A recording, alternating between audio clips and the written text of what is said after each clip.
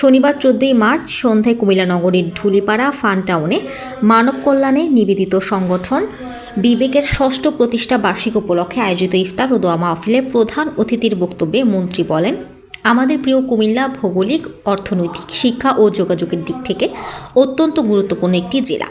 ঢাকা ও চট্টগ্রামের পরেই এর অবস্থান। তাই কুমিল্লাকে একটি আধুনিক ও বাসযোগ্য নগরীতে রূপান্তর করতে হলে দক্ষ প্রশাসক এবং ভবিষ্যতে একজন যোগ্য মেয়র প্রয়োজন। কুমিল্লায় এমন সৎ, যোগ্য, মেধাবী ও মানবিক মানুষ আরও জন্ম নিক।